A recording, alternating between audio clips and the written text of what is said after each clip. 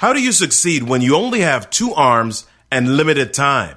Let's tell that story today.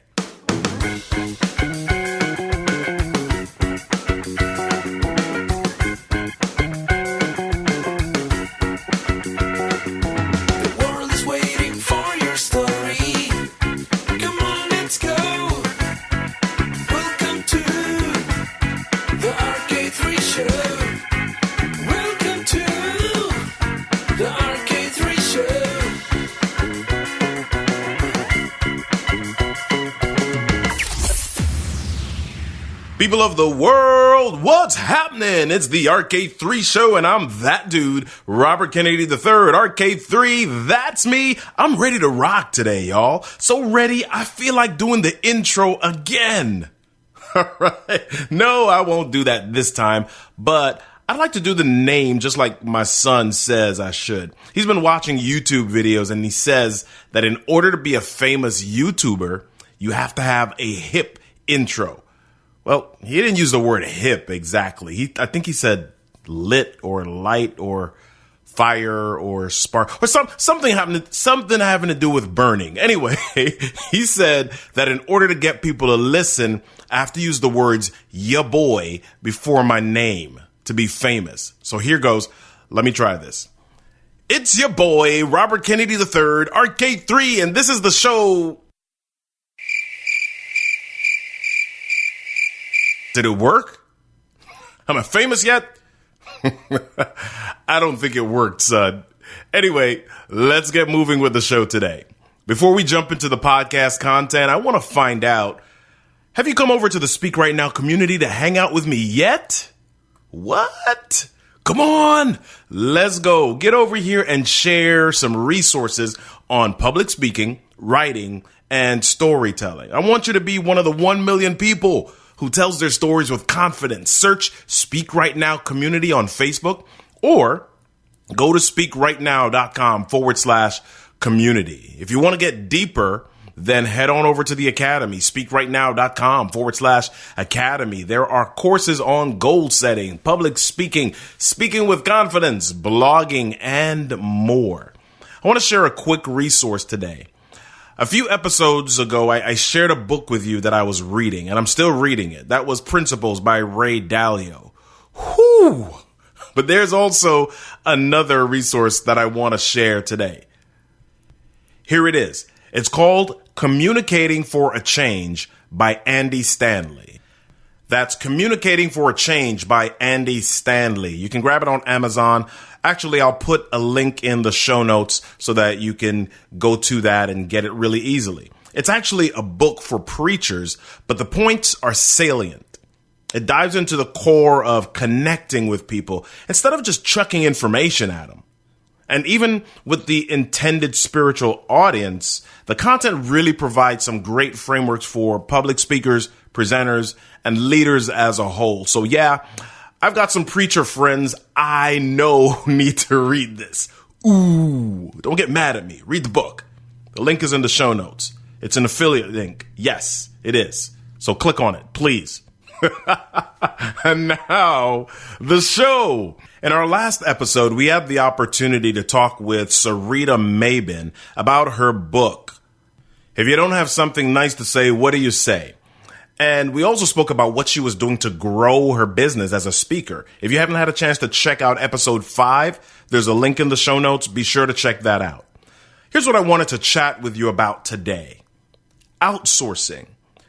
In the United States, when we hear the word outsourcing, somebody's always thinking, you think about sending work overseas to a foreign country. And yes, that's an example of outsourcing. But today, I want to go a little bit further.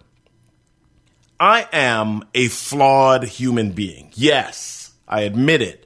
I'm flawed. I'm not perfect. Shh. Don't tell my wife I said that out loud. I have some stuff I need to work on. But one of the things I need to work on is not trying to do everything myself. You see, I have what they call Superman or engineer syndrome. I'm in recovery a little bit, but I'm still under construction. I've still got some work to do. So I say Superman/engineer because those are two variations of the same disease, right? With Superman syndrome, there are 10 things that need to be done, and you believe that you can do all 10. And in many cases, you try to do all 10 at the same time.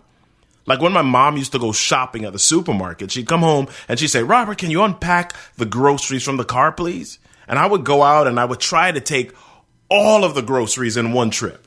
I would scoop up 2 plastic bags and put them on one hand and then add as many bags to that hand as I could hold.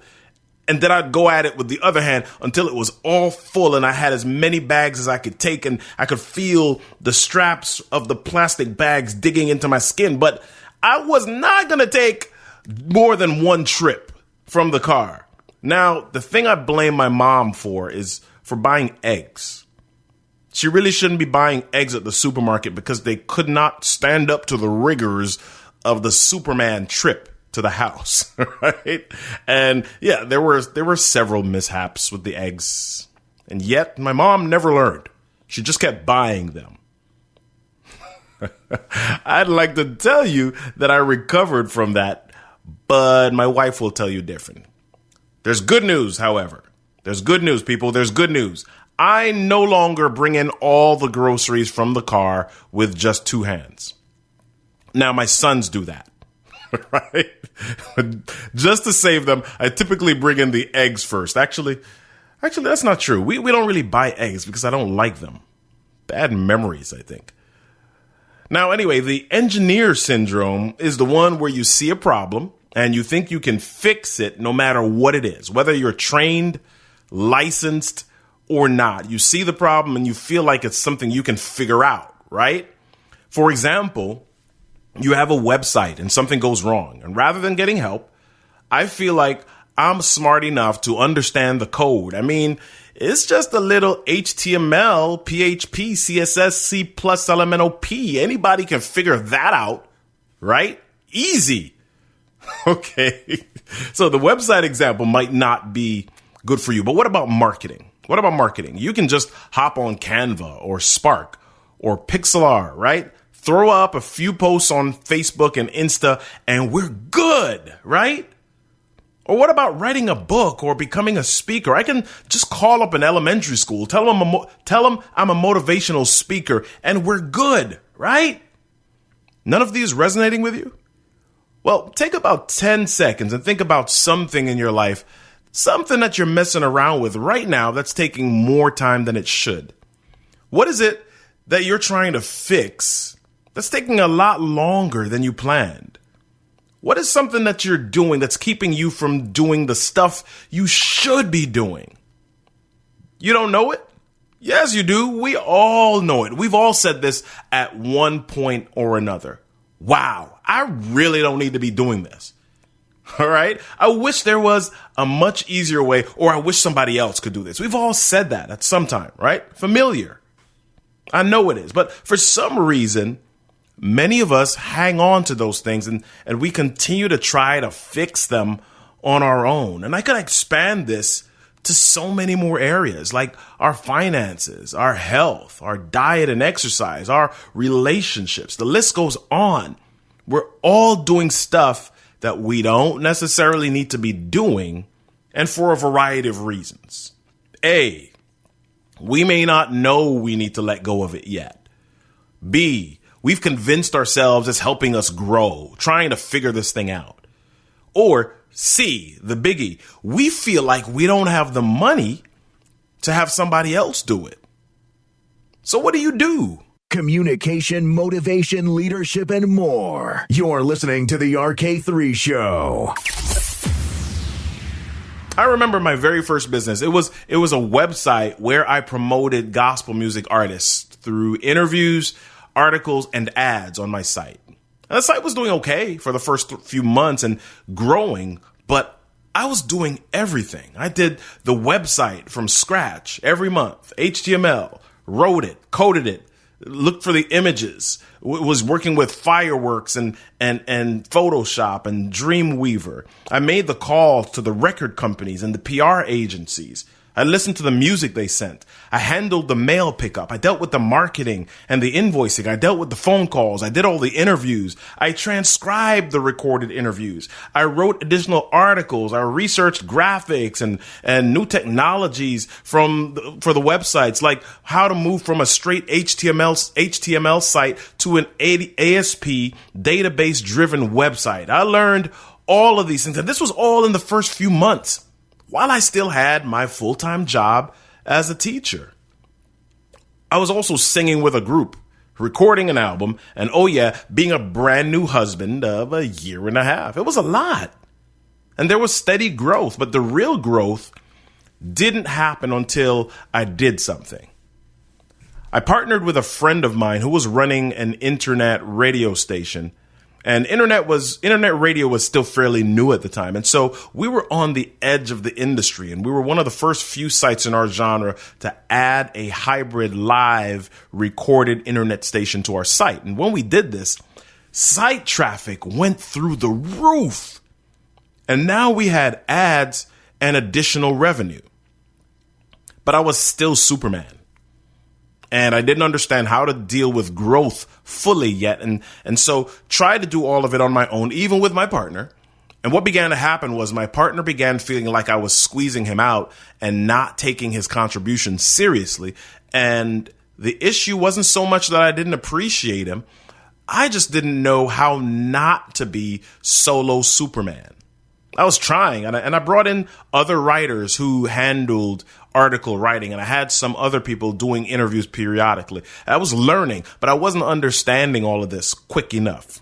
And so just as the site began to reach its pinnacle, some of the work began to wear on me. And by this time, I had 2 kids. It was 5 years later, and my partner decided he wanted to do something else. So he pretty much gave me the radio station, and I had automated a lot of things with new radio software, but it was a lot to do. I was now presenting at conferences and growing, and I was still trying to handle the majority of it on my own. Any problem? Yep, I can figure it out or find software to fix it. I can engineer my way out of it. Musician doesn't have a site? Yep, I can help them build it. Now, in addition to the promotions biz, I'm running a website design and graphics firm while still teaching full time. So after 6 years, all of this began to affect me on my job, my personal time, and to some degree, my marriage. And I couldn't figure out a way out of it. So I quietly closed up shop on both businesses. Then I was still teaching for a while and I lost my job. So back I went into the world of entrepreneurship, except this time, I didn't have another job. I didn't have a teaching job anymore. I was 100%. And now I had to figure things out. But I still had Superman tendencies. So while technically calling myself an entrepreneur, I was effectively in a job where I didn't get paid as much, worked more hours, didn't have a boss, didn't have anyone else to blame, and was always looking for more work. And I was still trying to do all of that on my own. And so I reached a point in this business where I did hire some assistants. And this was my first 6-figure business. But I was still doing a lot of everything. I was marketing, developing, training, selling, project managing, researching, and it just wasn't sustainable. So I transitioned from this business in part because of some bad decisions. We'll call those feedback moments. And also because ultimately I was doing too many things on my own and couldn't manage it all. I had people all around me, but I was still doing the big things. And sometimes there were too many big things to handle effectively. And so ultimately, the story I want to tell you today is that there is no way to reach success on your own. Anyone who tells you they did is lying to you, because all successful people figured out a way to leverage other people and other resources in order to grow their idea, their business, and then ultimately create success. So in the time we have left, I want to share with you 5 ways to outsource your way to success. Now, Tim Ferriss addresses some of this in his book, The 4-Hour Workweek. Now, although the title of the book may seem like you only work for 4 hours, it's really talking about how you can leverage others to handle many of the things that you subconsciously or consciously thought you had to do. And that's what this is about. Thinking differently, not thinking about how you are going to get it done, but creatively thinking about ways it can be done, options for completion. So here are 5 ways to outsource your success. Way number 1, get an assistant even before you think you need one.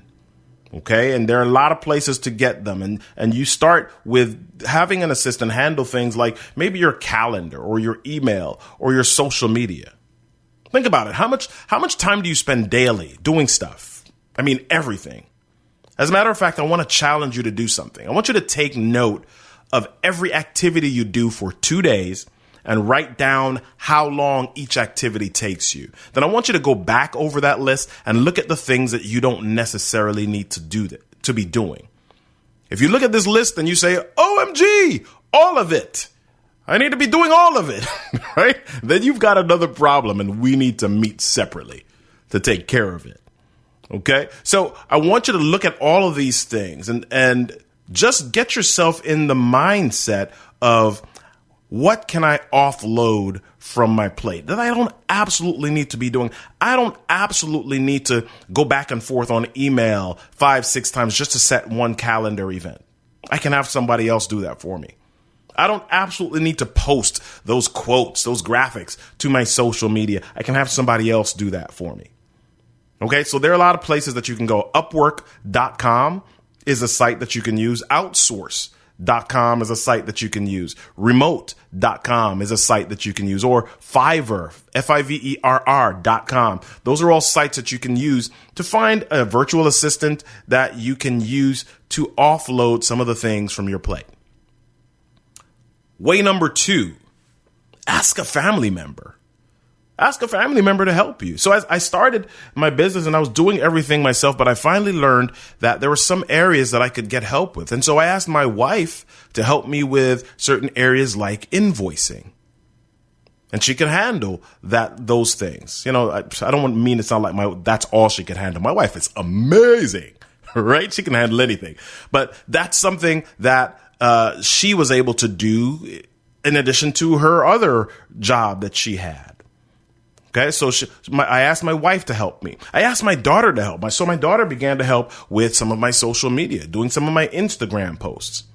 And before you know it, my oldest son, asked me if he could help.